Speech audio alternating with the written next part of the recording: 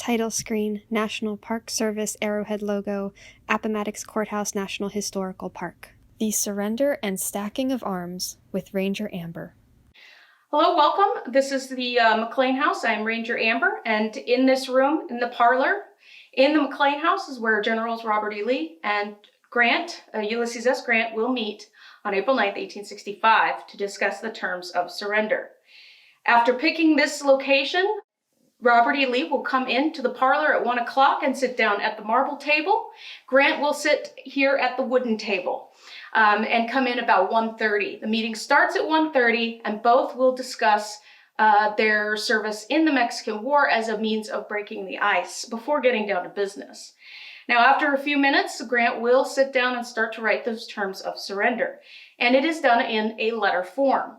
Now, within these terms, he is going based off of a meeting that he had with President Lincoln, General Sherman, and Admiral Porter a few days earlier at City Point, Virginia. And within that, Lincoln was clear about what he wanted with these terms. The soldiers were not to be humiliated and to let them up easy. So Grant will follow this guideline as he writes out the draft text for the terms. And the main part of it being that they are to lay down their arms and promise never to take up arms against the United States ever again. And also included in that is that the officers would be allowed to keep their sidearms.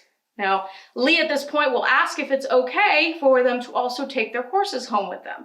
As these were not government issue, they were personal property and would be needed to do the fall plowing. Grant will accommodate and add that to the terms as well. Now, once he is done with the written copy, with the rough draft, he will then have his aide, Colonel Ely Parker, a Seneca chief, sit down and write the final copy. With that, they will give that over to Lee, who will then write out a response in letter form as well. And so it is actually an exchange of letters between the two generals as opposed to a single document like a treaty, as is commonly understood. With the exchange of letters concludes the meeting at about 3 o'clock in the afternoon.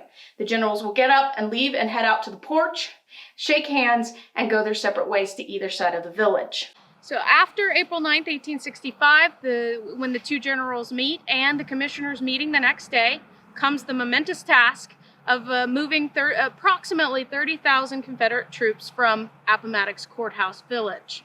And so over the course of 3 days, the cavalry, artillery, and infantry will be given their parole passes and allowed to go home.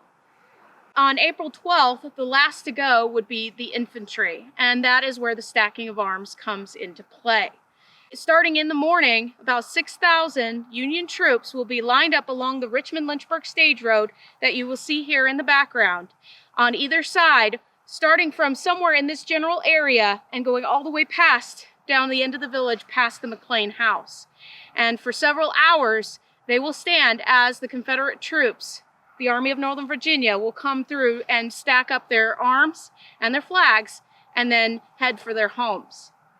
The two generals that are in charge of this ceremony on the Union side would be Brigadier General Joshua Lawrence Chamberlain, and on the Confederate side would be Major General John B. Gordon.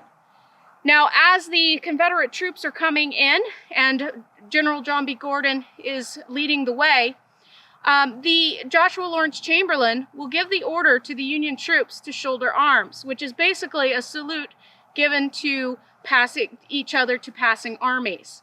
And upon giving that salute, General John B. Gordon will respond in kind with the Army of Northern Virginia. Now, later on, as both of them write their memoirs, they will later on refer to this as honor answering honor. This, again, is significant in the whole event of the Civil War, as it marks the beginning of the end of the Civil War. It is not the final conclusion, as there will be multiple surrenders after this, following some of that same precedent. This is also very significant in that this is where the country could come back together after 4 years of fighting, and is significant in that the enslaved people of this area would be free.